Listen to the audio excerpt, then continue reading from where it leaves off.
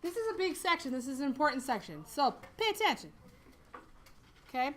We're going to learn rational functions. Super awesome stuff. We do rational functions a ton in pre-calculus. I love them.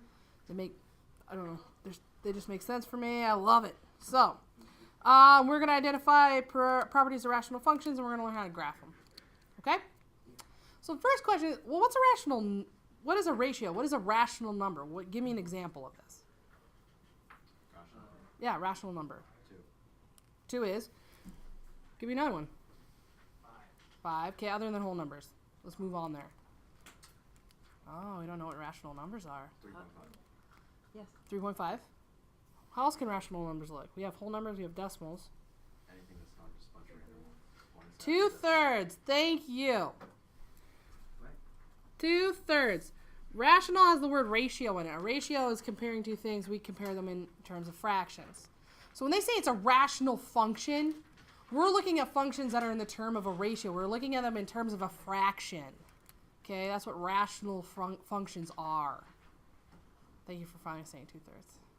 Okay, so that's the big thing. We use 2/3, we use decimals, we use whole numbers, we use them all the time, right? We're gonna look and see, well, what does that mean when functions are in the term in the form of rational functions? Okay. Here's the basic form: p of x over q of x. Just some function divided by another function, where p and x are polynomial functions. And the domain of f of x is all real numbers except for whatever makes q of x equal to 0. Because what are we not allowed to have in the denominator of a fraction? 0. So, I made this bold so you would read it, because they're going to probably ask us domain. The domain of a rational function is everything except for what makes the denominator 0. Okay, makes sense. So here's some examples of rational functions. This is what in their graph. Okay. In this second one here, they have a huge hole in it. I'm going to teach you. But what you have to understand is when you graph it, your calculator doesn't make a nice, beautiful little hole where there's not anything there. We have to learn how to recognize what these functions look like, which makes them to have holes. Okay? So part of this, you got to learn that, because you won't see this. Really, Josh? And some calculators won't put asymptotes and some will. It just depends on which edition, which model you have. And it doesn't matter whether they draw them in or not. And I'll show you what I mean. So here we go. For the first rational function, is there a value that makes the denominator 0? Think about what you know about square numbers. When you square a number, what's your answer? It's always positive. So if I'm going to get a positive number here, and then I'm going to add something else to it, is that ever going to equal 0? No. So if you look here, it looks kind of funky, but we just haven't seen these very often. So there's nothing that will make that 0. No. Because there's nothing that will make that bottom 0, it's a continuous graph. Okay? There are no breaks. There are no jumps. There are no holes. It's continuous. You could draw the whole thing without picking up your pencil. Yes? Am I speaking insane at you yet? Okay.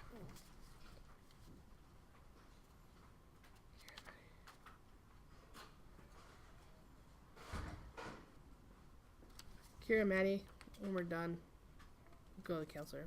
But wait till we're done, okay? Oh, well, here you go. So, continuous graphs. No holes, no jumps, no breaks. The other two, though, because there is a hole, and the reason there's a hole is because the factor on the top cancels with the factor on the bottom. Do you see how these two are the same on the top and the bottom? They would technically cancel. That creates a hole at that value. So what would make the bottom 0 in this case? -2. But because these cancel, that creates a hole in the graph. The other kind, nothing cancels here. we have asymptotes. We have vertical and we have a horizontal asymptote. These two graphs, because there's a hole here and there's asymptotes here, these are called discontinuous graphs because you have to pick up your pencil to keep drawing them. Okay, so continuous and discontinuous. In trigonometry, we actually talk about different types of discontinuities. Well, so right now we're just going to generalize it. Is that okay? Okay.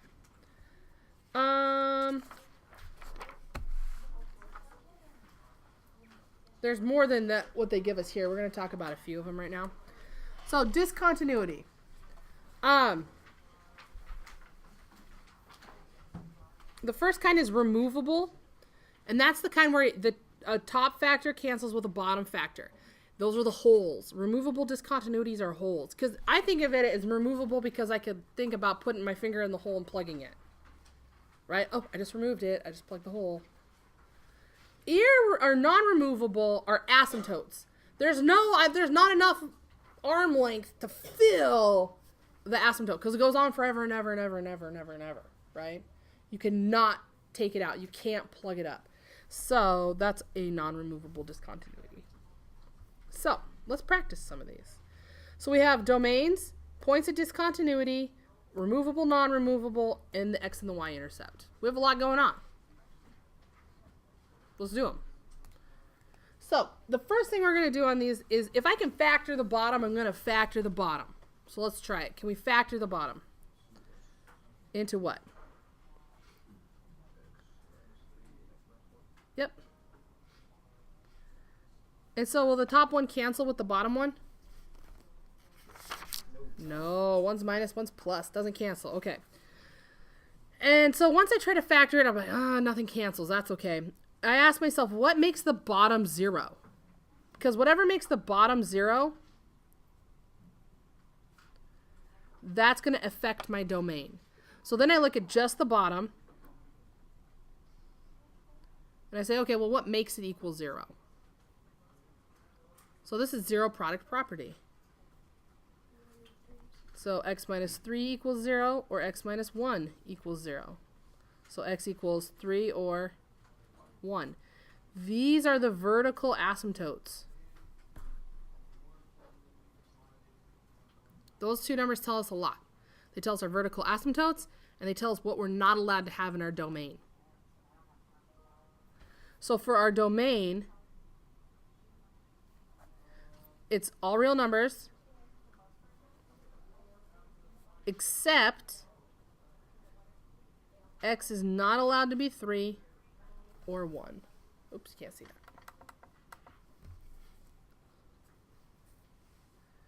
So we just answered part of the question.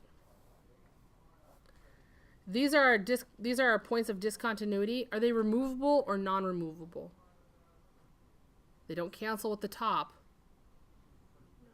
Non-removable. If they don't cancel with the top, these two are both non-removable. Oops, I have an extra E in there. That's okay. Are we okay to there? Why are they both non-removable? Because they don't cancel with anything on the top. The only way they're removable is if they cancel with a term on the top. And we need to find the x and the y intercept. So I've totally taken up almost all my room. I should have gave more space. To find your y intercept, it's when x equals 0. Okay?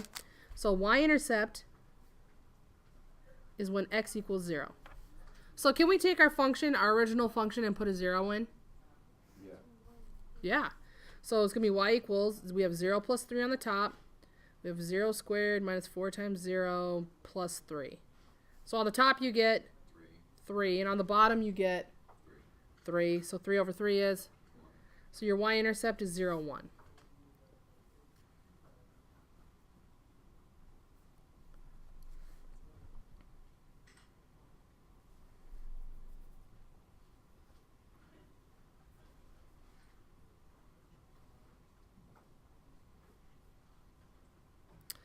And so if the y-intercept is when x is 0, the x-intercept is when y is 0. I gotta do this on a piece of paper. I've totally run out of room. Okay.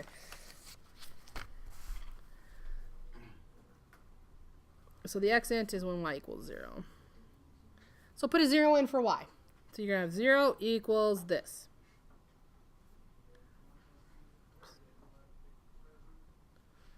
Okay, we're trying to solve for x, so I need to get these out of the bottom. How do I get those out of the bottom? You multiply it by that. And you got to multiply this side by the same thing, but what happens when you multiply it by 0? Just 0. So you have 0 equals x plus 3. So really the best way to find your x-intercept is when the top equals 0. Because you're going to multiply by the denominator every time you do this. But when you, because these cancel. But when you multiply over here, what do you get? 0. So, might as well just put the top equals 0. Anyway, so the x-intercept is at -3. There it is. Then we've now answered all questions relating to that one. So we're going to do it again. Yes? So when you're finding intercepts, you have to use the original? I do. It usually goes pretty quick.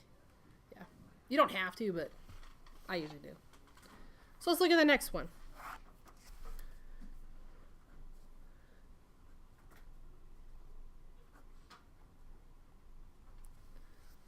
First thing I ask myself, does the denominator factor? Yeah. Try it. No, it doesn't. You'd have a middle term, because if they're either be both plus or both minus, you have to have a middle term. The only it would factor if it was -1, but it's not. Okay, so it doesn't factor.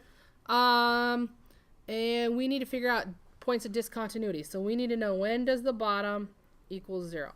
So let's take the bottom. Equals 0.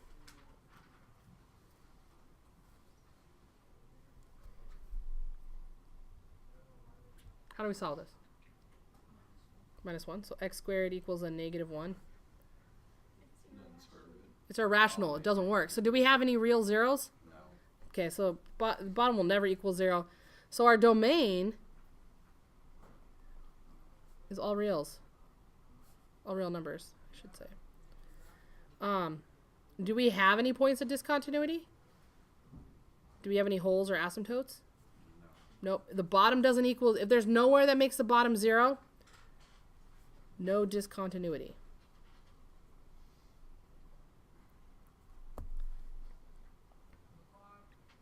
Last but not least, x and y intercept.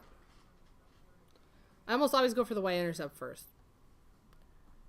The y-intercept is when x equals 0. I write this all the time. I do the same thing in pre-calculus. I write it just like this. It's kind of the same process. Bless you. So put a 0 in for x.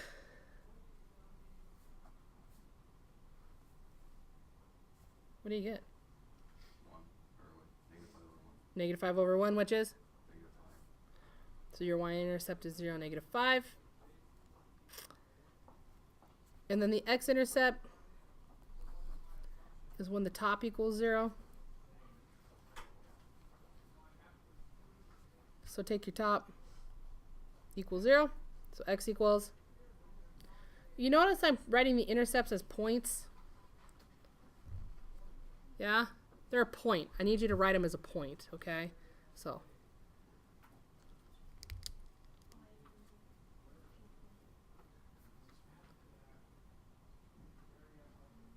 Is this okay? Okay, so now let's look at C.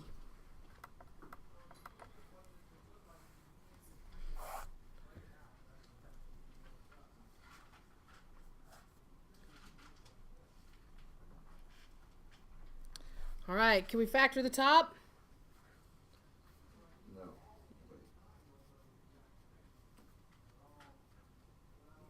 Yes. Oh, yeah.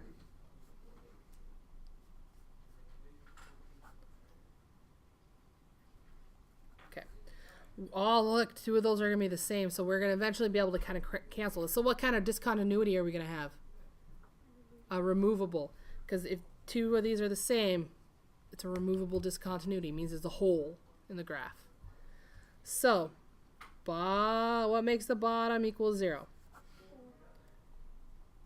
So x equals 4. So this affects our domain. So what's our domain going to be? Yep. all real numbers except x not equal to 4. And what kind of discontinuity is this? Removable.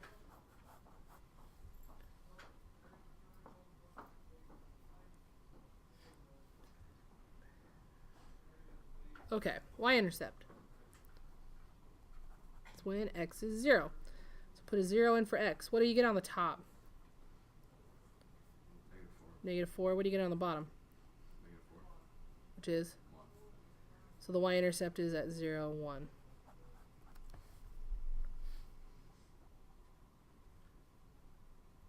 Is that okay?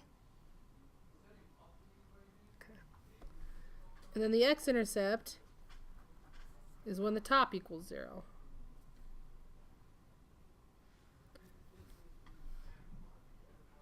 Now this is a case where I've already factored it, so I'm going to go with the factored form.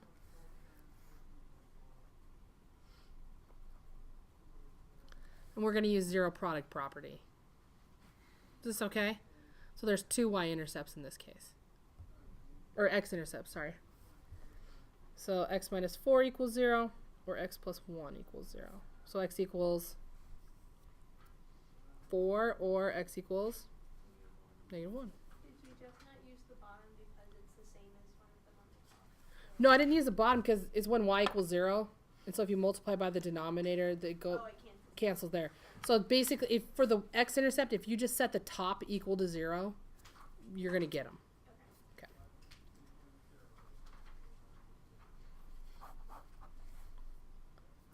How's that feel? How do you tell if it's removable now? If, like this right here, the top will cancel with the bottom, Oh, okay. that means removable.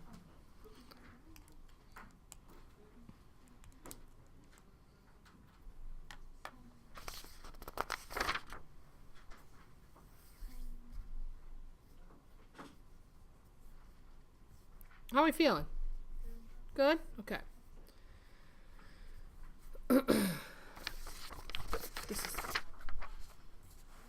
Okay. The next, so this talks about vertical asymptotes. So whatever makes the bottom 0, which are your discontinuities, if it's non-removable, it's a vertical asymptote. Okay?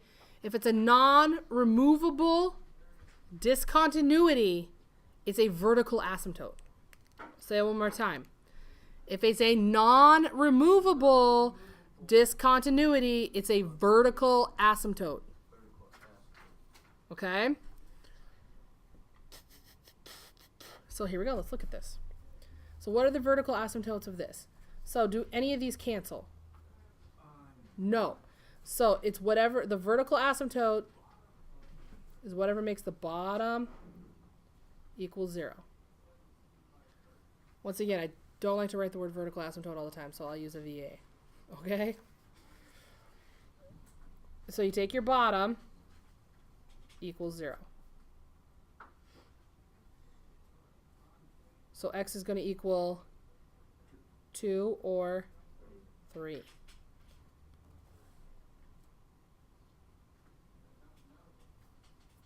We okay there? All right.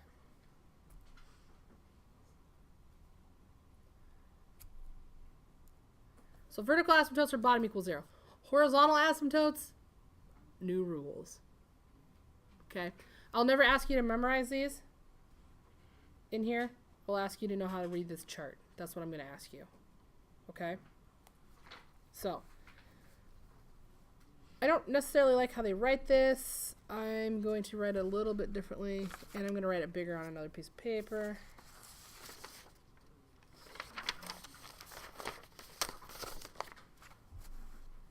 So, this is for the horizontal asymptote. So what they're saying in that whole box is they're saying if on the top of your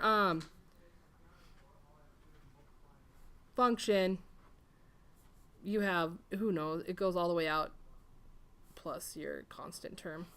This is your leading term, highest power, right? Leading term. So on the top you have ax to the m. On the bottom, this is where they get the n and the m. It's from these exponents. They're just saying they're different. They don't have to be the same. What you want is you want your leading coefficients. You want your leading terms. Okay? So the very first thing they say if the power of the top is less than the power of the bottom. So the degree of the top is smaller than the degree of the bottom, you are going to have a horizontal asymptote at y equals 0. Every time. You don't even have to think about it. It is. It is guaranteed. Okay? They also are going to tell us that if the power of the top is greater than the power of the bottom, you have no horizontal asymptote. Until you get to precalculus, and then we call it something else. Write this down. This is a really good note. It's a really good trick. And my calculus kids have calculus to do these, but they think this trick is easier. So if you remember this, you don't have to do it the hard way. It's a really good trick. Yep. And we do it again in pre-calc. So power of the top, smaller power of the bottom, y equals 0, horizontal asymptote, yeah? If the power of the top is bigger, there is no horizontal asymptote. If the power of the top and the bottom are the same, your horizontal asymptote is y equals the leading coefficient of the top divided by the leading coefficient of the bottom. That's the best one. Yeah. It's It's very, very helpful. Okay, so of course we're going to practice it. I just wanted you to understand what those little charts were saying with the m and the n's. Okay? The m and the n's are all about the power or the degree of the top function and the degree of the bottom function. Yes? Okay. So example 3, I'm going to add something to example 3. It wants us to find, I guess I got to go back here. They want us to find the horizontal asymptotes, but I also want you, I'm going to add in there, we're going to find the verticals as well.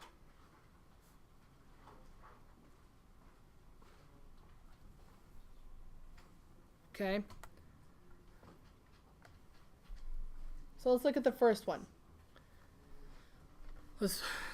I like to do the vertical asymptote first. And part of it is I do it the same way every single time I figure these things out. So let's find our vertical asymptote. The vertical asymptote is when the bottom equals 0. Do you notice I keep writing the word bottom equals 0? Do you think you should write it down? Yeah. If I write it 500 times in a lesson, you should probably do it too. Okay? So take the bottom, set it equal to 0. What do you get? X equals 3. That's your vertical asymptote. Now, for the horizontal, look at the degrees. What's the degree of the top? 1. What's the degree of the bottom? So that means the powers are the same. Right? Which means your horizontal asymptote is take the leading coefficient of the top, which is 2. and divide it by the leading coefficient of the bottom, which is 1. What's 2 over 1? 2. That's your horizontal asymptote.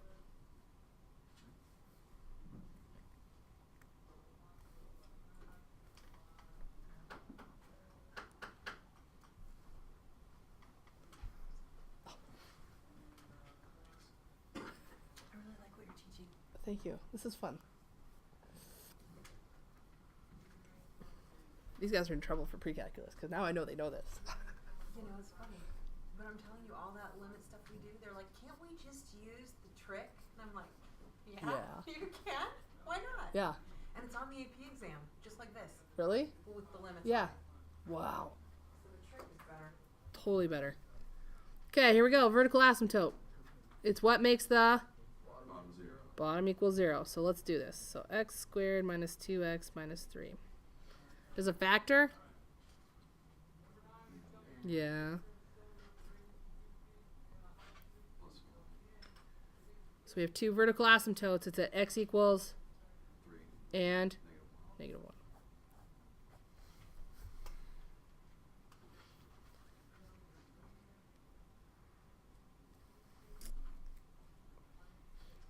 Horizontal asymptote, we gotta look at the powers. So the power of the top is what? 1, and the power of the bottom is? So the top is smaller than the bottom. Y equals 0. So it's y equals 0. That okay? Okay. So let's look at the last one. Vertical asymptote is where the bottom equals 0. So what is that? X equals 5/2. In the horizontal asymptote, what's the power of the top? The power of the bottom? 1. So the top is bigger than the bottom, so none. We've learned a lot in not very much time. This is a big lesson. This is a big deal. So now we're going to throw it all together and we're going to graph it. Oh no. It's super awesome. Don't be afraid. And I left you a whole entire page. Okay. Here we go. First thing I always go for are the vertical asymptotes. So, vertical asymptote. Bottom equals 0.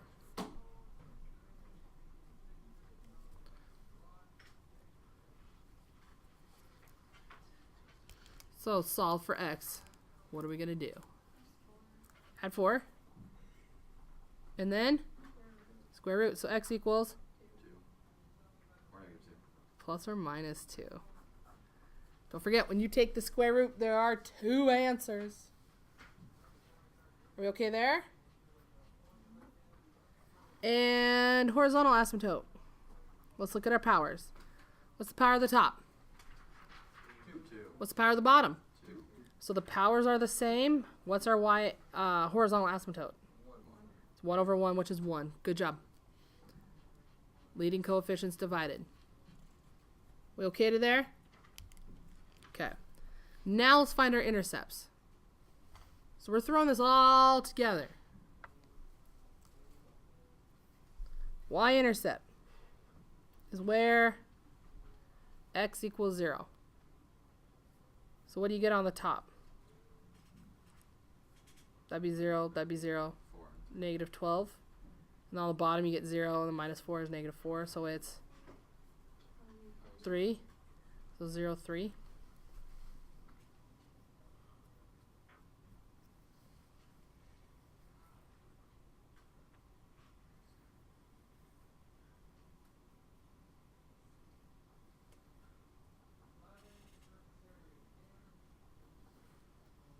Then what? Yep, and the x-intercept is where the top equals 0. Ooh, I forgot to check if we had any holes. We'll have to check in a second. That's okay. Factor it.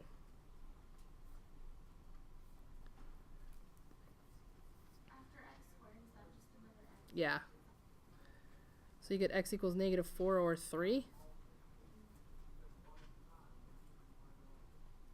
We got to make sure none of those asymptotes are actually holes. I forgot to do that part.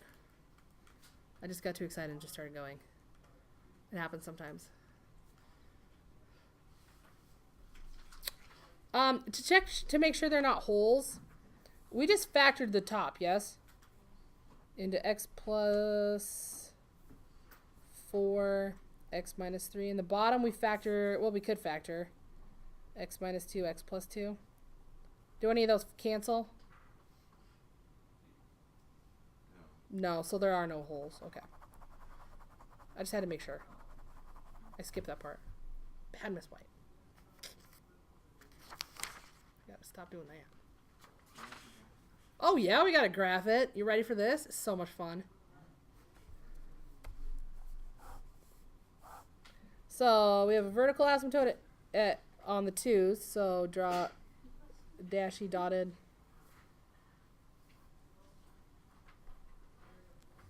We have a horizontal asymptote at y equals 1. I will say one thing about the horizontal asymptote. The graph can cross it in the middle. The horizontal asymptote pays more attention to what's going on at the ends of the graph. And actually in pre-calculus we call it an end behavior asymptote because the horizontal asymptote is actually telling you what's going on at the end of this thing. Okay? So if it crosses in the middle, it's okay. However, you can never, ever touch a vertical asymptote. Your graph can never be the same as that. But horizontal asymptote, it can cross. But not a vertical. That's why I told him it was end behavior. Good stuff. Okay, so let's plot our intercepts here. So we have a y-intercept at 0, 3. We have one at -4, 0, and we have one at 3, 0.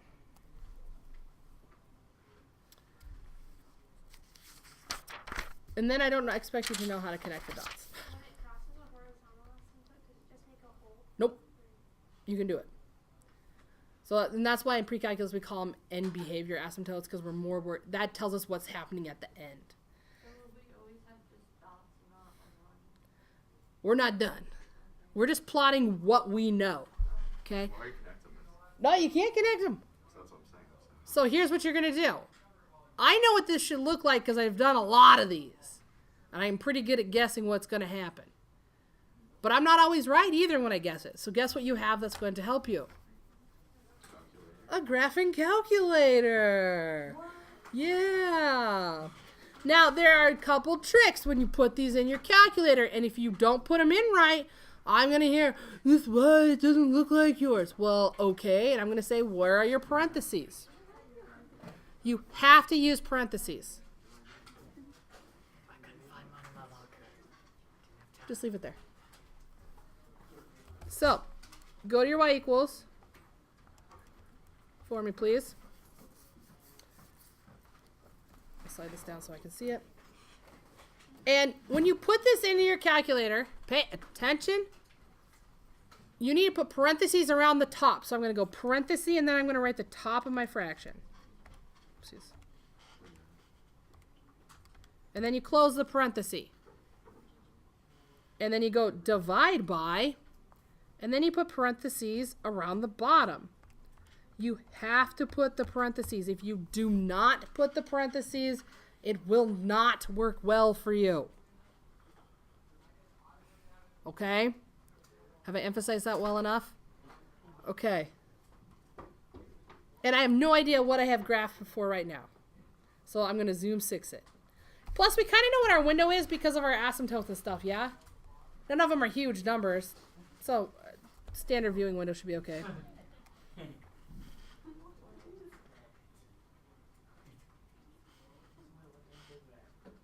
It's a rational function. I do say. So here's how you would graph this on your paper.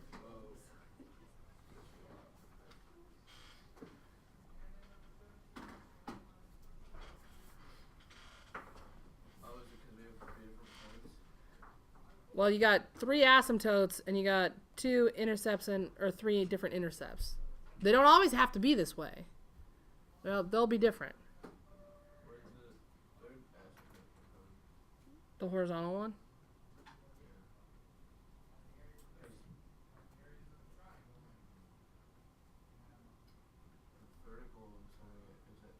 No, there's 2 of them. You square rooted. There's 2. When you take the square root, it's plus or minus.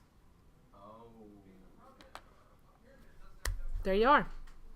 That's all of it all in one big thing.